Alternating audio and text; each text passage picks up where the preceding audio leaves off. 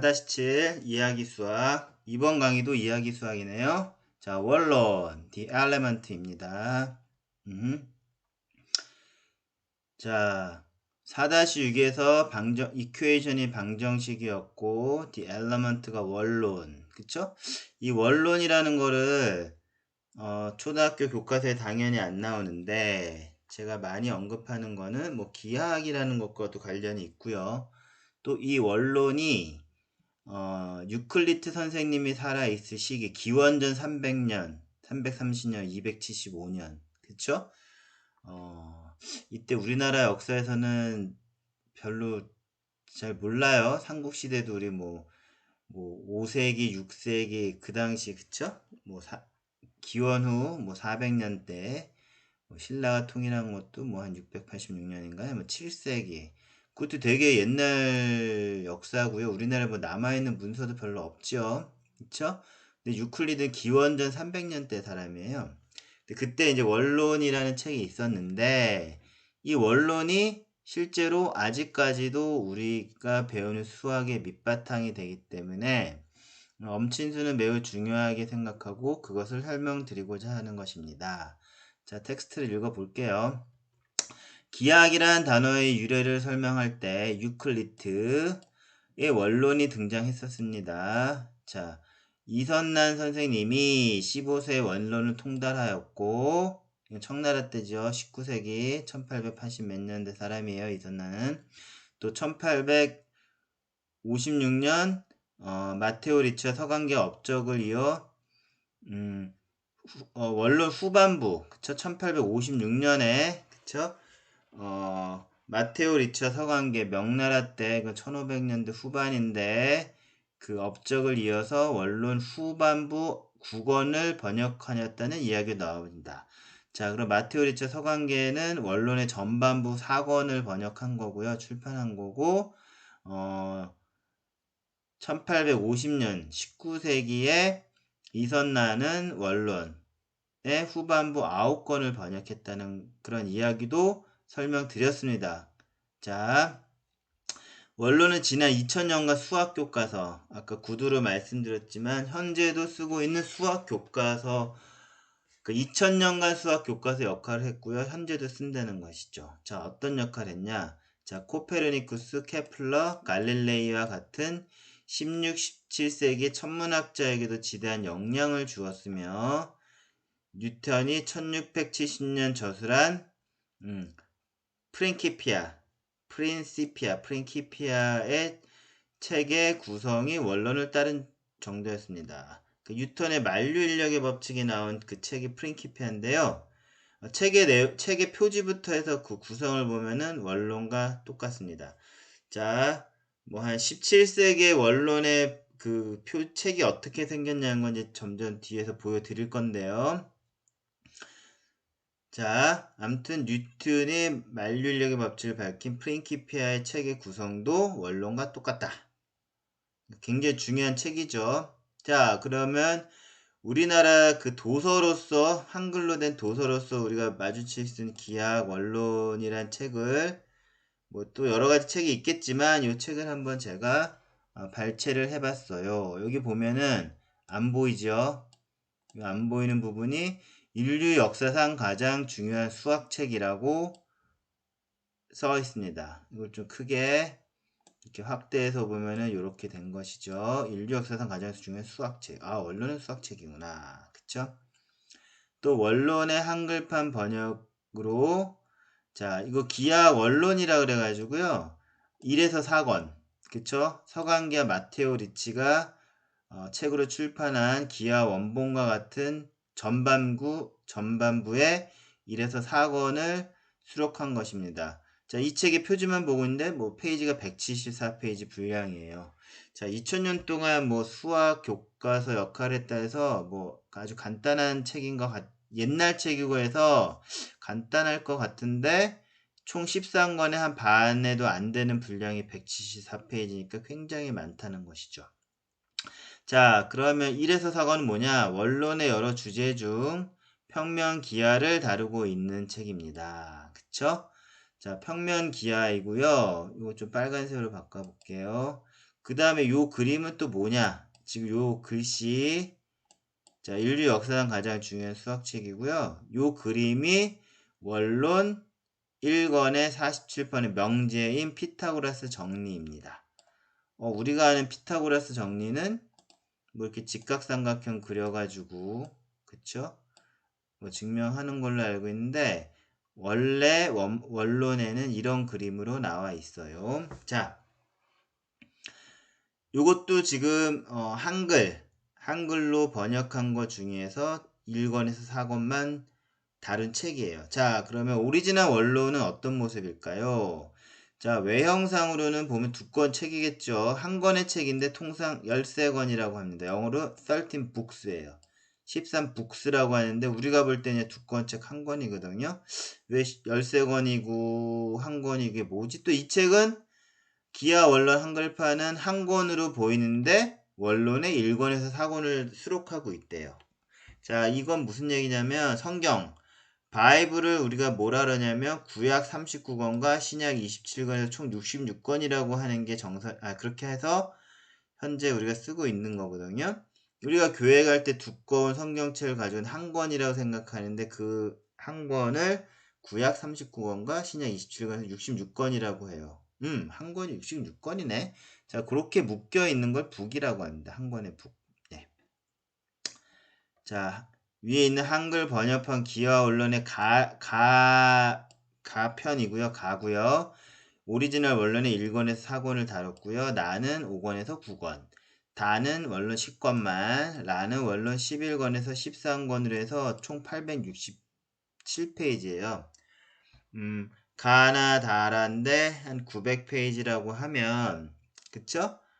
보통 한 가나다라당 한 권당 한 200페이지 정도 넘는 걸로 구성되어 있는 거죠.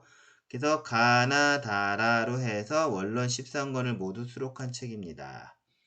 자, 기약 원론이라고 한 한글판도 가나다라로 쪼개서 오리지널 원론 13곡을 모두 수록한 책입니다. 자, 지금까지 원론의 구성을 살펴보았고요. 이건 현재 우리 국어로 된 기약 원론이고요. 한글로 된. 자, 기원전 3세기 유클리트가 책을 썼다고 했는데 자, 이건 어떤 책인지 보겠습니다. 자, 태원 버전이라고 있는데 세원이 아니라 태원입니다. 태원.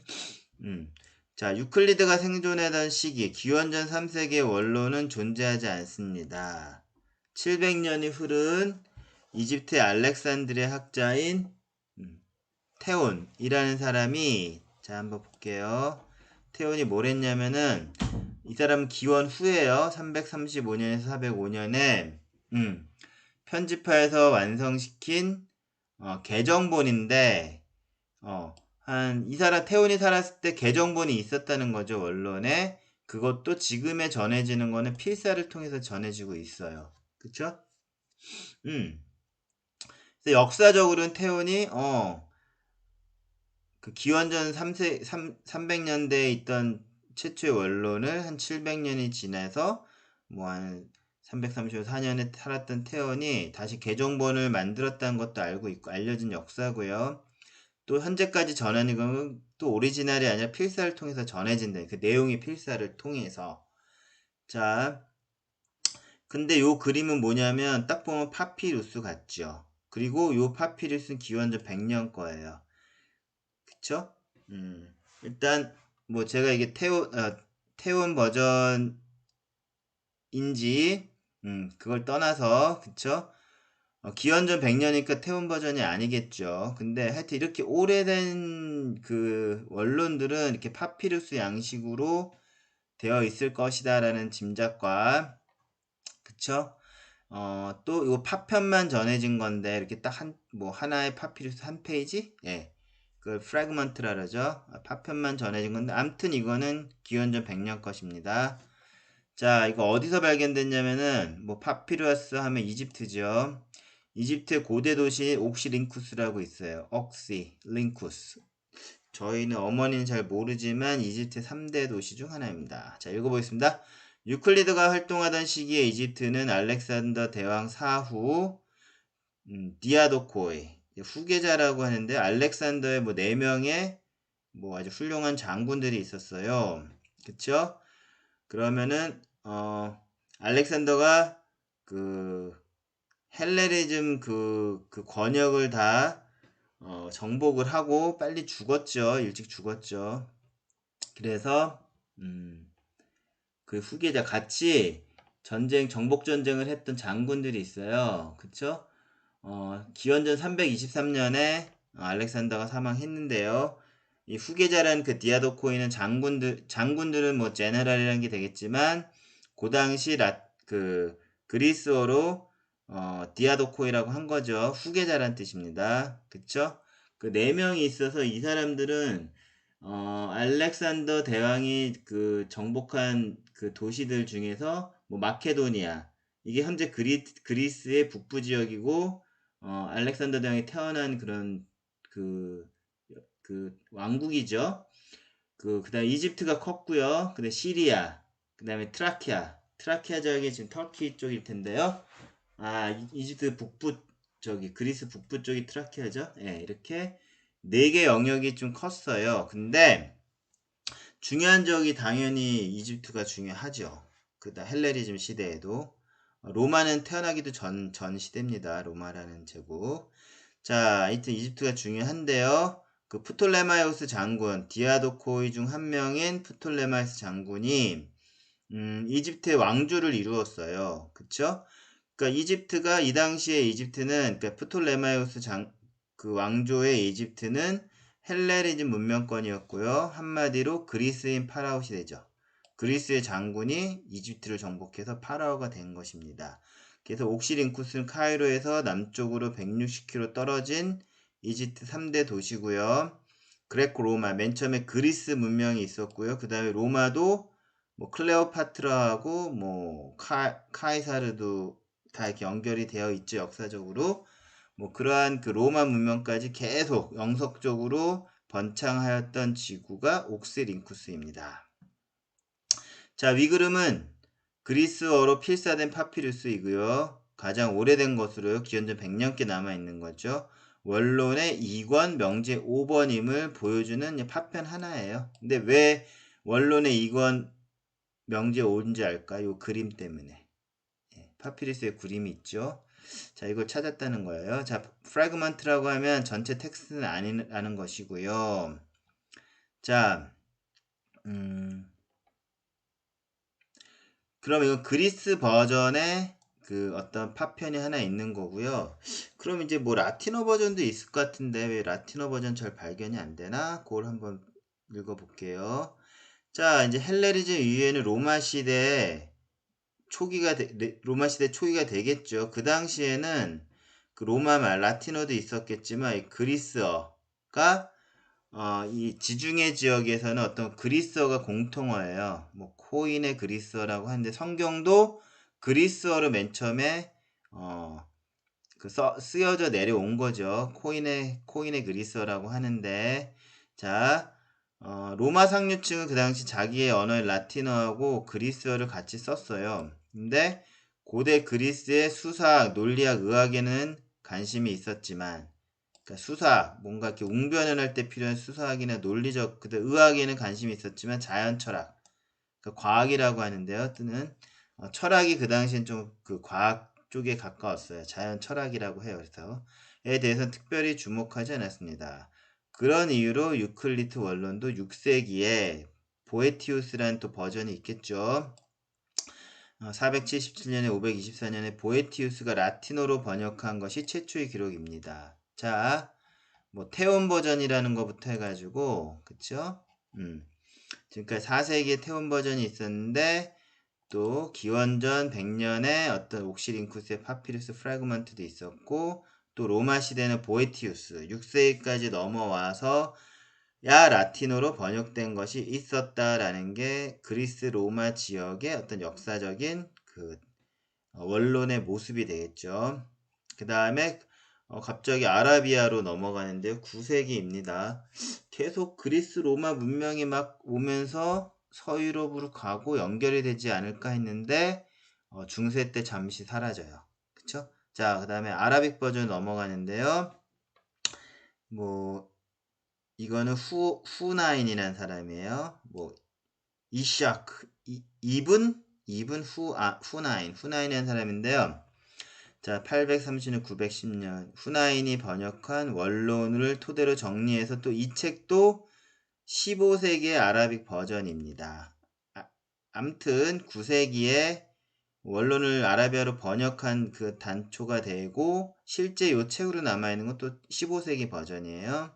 자, 마호메트가 창시한 이슬람교가 페르시아와 스페인 그리고 헬레니즘 문명권. 헬레니즘은 그리스, 터키, 그 다음에 또 북부아프리카. 그쵸? 빠르게 확산되면서 아랍 세계는 고대 그리스의 자연과학의 보관 창고가 됩니다. 그쵸? 이게 고대 그리스가 서유럽으로 그냥 넘어간 게 아니라, 그죠? 동로마, 서로마가 분리되어 있음으로써 헬레니즘 지역이 이제 동로마 쪽이 되겠죠. 그리스하고 터키, 그쵸?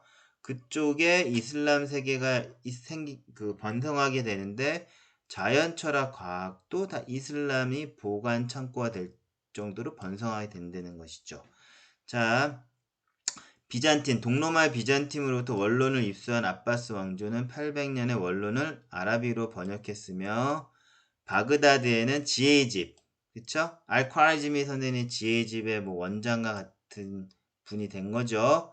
학문 연구소를 통해서 다양한 고대 그리스 서적들을 아라비아어로 번역하게 됩니다. 그쵸? 알콰리즈미 선생님이 살았던 데가 지혜집이 있었고 또 아바스 왕조가 번성을 해가지고 고대 그리스 자연 철학의 보관 창고가 되는 시기입니다. 아랍 세계가. 그쵸? 자, 이건 이제 9세기 얘기고요. 또 시간이 한 500년 지나요. 그래서 이제 프린티드 버전이 나오는데 이때는 뭐냐면 이 그림은 이제 드디어 우리가 알고 있는 서유럽. 그쵸? 베니스에서 인쇄업을 하던 독일 사람인데 라트돌트가 독일인데 또 베니스에서 인쇄업을 했대요. 뭐 그때 무역이 발달한 베니스. 그쵸?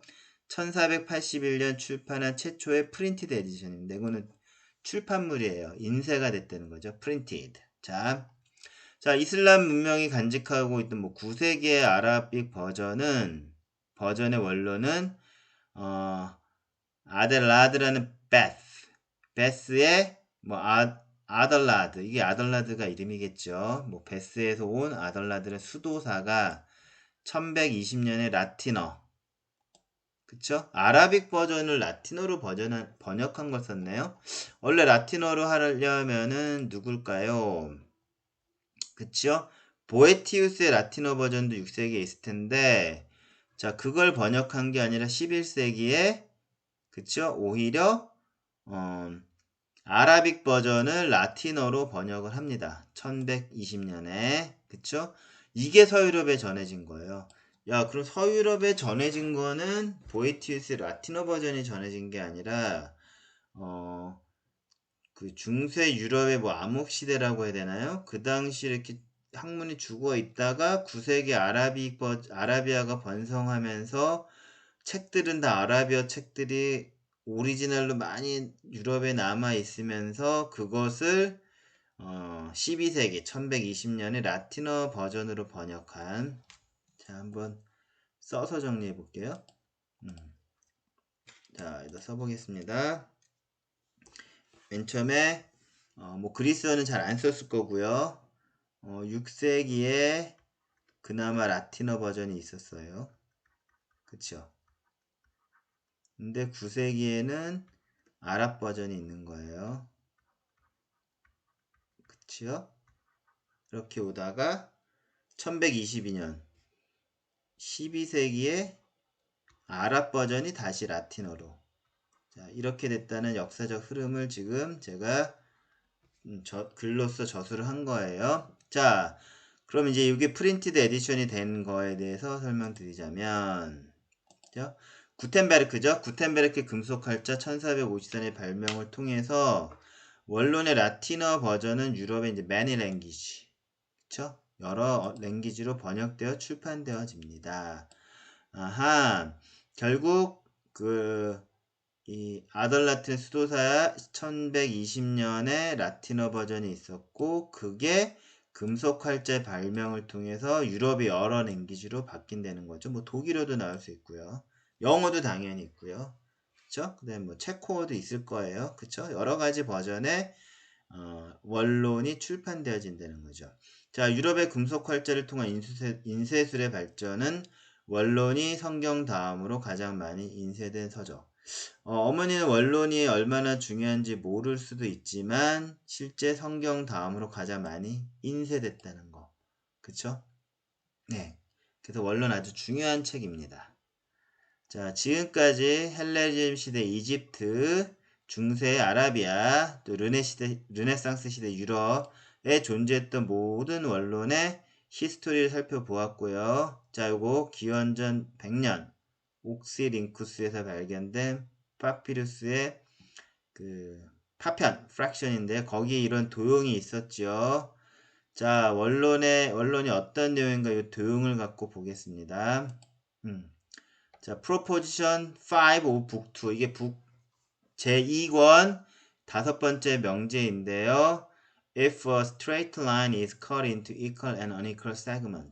자, 이렇게 시작되는 거예요. 글자로 읽으면 무슨 얘기인지 몰라요. 요건 어머니가 한번 읽어보시고. 중요하진 않아요. 읽어도 잘 모르니까. 자, 그래서 옥시링쿠스 파피루스 파편에 그려진 도형은 원론 2권의 명제 5번 프로포지션 5이며 문장이 매우 복잡해 보입니다.